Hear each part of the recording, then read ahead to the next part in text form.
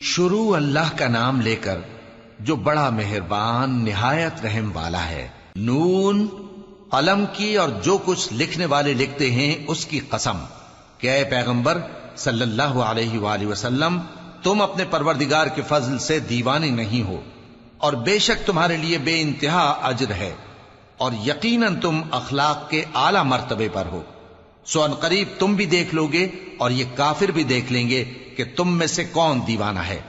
تحقیق تمہارا پروردگار اس کو بھی خوب جانتا ہے جو اس کے رستے سے بھٹک گیا، اور ان کو بھی خوب جانتا ہے جو سیدھے رستے پر چل رہے ہیں۔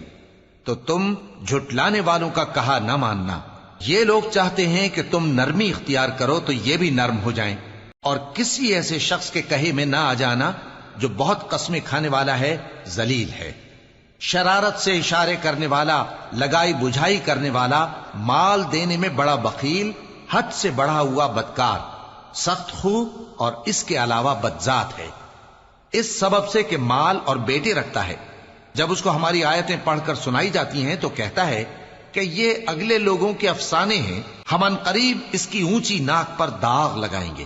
ہم نے ان لوگوں کی اسی طرح آزمائش کی ہے جس طرح باغ والوں کی آزمائش کی تھی، جب انہوں نے قسمیں کھا کھا کر کہا کہ صبح ہوتے ہوتے ہم اس کا میوہ توڑ لیں گے، اور انشاءاللہ نہ کہا۔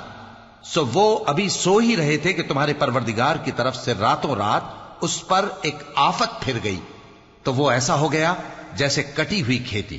پھر جب صبح ہوئی تو وہ لوگ ایک دوسرے کو پکارنے لگے کہ اگر تم کو کاٹنا ہے تو اپنی کھیتی پر سویرے ہی جا پہنچو۔ سو وہ چل پڑے اور آپس میں چپ کے کہتے جاتے تھے کہ آج وہاں تمہارے پاس کوئی فقیر نہ آنے پائے، اور کوشش کے ساتھ سویرے ہی جا پہنچے، گویا پیداوار پر قادر ہیں۔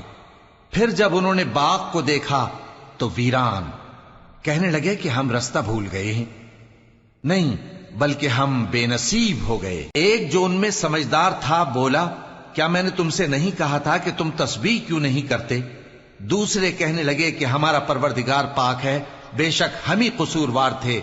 پھر لگے ایک دوسرے کی طرف رخ کر کے ملامت کرنے، کہنے لگے ہائے شامت، ہم ہی حد سے بڑھ گئے تھے، امید ہے کہ ہمارا پروردگار اس کے بدلے میں ہمیں اس سے بہتر باغ عنایت کرے۔ ہم اپنے پروردگار کی طرف رجوع کرتے ہیں، دیکھو عذاب یوں ہوتا ہے، اور آخرت کا عذاب سب سے بڑھ کر ہوگا، کاش یہ لوگ جانتے ہوتے۔ پرہیزگاروں کے لیے ان کے پروردگار کے ہاں نعمت کے باغ ہیں۔ کیا ہم فرما برداروں کو نافرمانوں کی طرح نعمتوں سے محروم کر دیں گے؟ تمہیں کیا ہو گیا ہے؟ کیسی تجویزیں کرتے ہو؟ کیا تمہارے پاس کوئی کتاب ہے جس میں یہ بات پڑھتے ہو کہ جو چیز تم پسند کرو گے وہ تم کو ضرور ملے گی؟ یا تم نے ہم سے قسمیں لے رکھی ہیں جو قیامت کے دن تک چلی جائیں گی کہ جو کچھ تم طے کر لو گے وہ تمہارا ہوگا؟ ان سے پوچھو کہ ان میں سے کون اس کا ذمہ لیتا ہے؟ کیا اس قول میں ان کے کچھ شریک ہیں؟ اگر یہ سچے ہیں تو اپنے شریکوں کو لے آئیں۔ جس دن پنڈلی سے کپڑا اٹھا دیا جائے گا اور کفار سجدے کے لیے بلائے جائیں گے، پھر وہ سجدہ نہ کر سکیں گے، ان کی آنکھیں جھکی ہوئی ہوں گی اور ان پر ذلت چھا رہی ہوگی، حالانکہ پہلے اس وقت سجدے کے لیے بلائے جاتے تھے جبکہ وہ صحیح و سالم تھے۔ سو مجھ کو اس کلام کے جھٹلانے والوں سے سمجھ لینے دو، ہم ان کو آہستہ آہستہ ایسے طریق سے پکڑیں گے کہ ان کو خبر بھی نہ ہوگی، اور میں ان کو مہلت دیے جاتا ہوں، میرا داؤں بڑا مضبوط ہے۔ اے نبی، کیا تم ان سے کچھ معاوضہ مانگتے ہو کہ ان پر تاوان کا بوجھ پڑ رہا ہے، یا ان کے پاس غیب کی خبر ہے کہ اسے لکھتے جاتے ہیں؟ سو اپنے پروردگار کے فیصلے کا انتظار کیے رہو، اور مچھلی کا لقمہ ہونے والے یونس کی طرح نہ ہونا کہ انہوں نے اپنے رب کو پکارا جبکہ وہ دل ہی دل میں گھٹ رہے تھے۔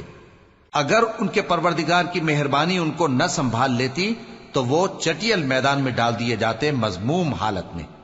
پھر ان کے پروردگار نے ان کو برگزیدہ کر کے نیکوکاروں میں شامل کر لیا۔ اور کافر جب یہ نصیحت کی کتاب سنتے ہیں تو یوں لگتے ہیں کہ تم کو اپنی نگاہوں سے پھسلا دیں گے، اور کہتے ہیں کہ یہ تو دیوانہ ہے۔ اور لوگوں، یہ قرآن تمام جہانوں کے لیے نصیحت ہے۔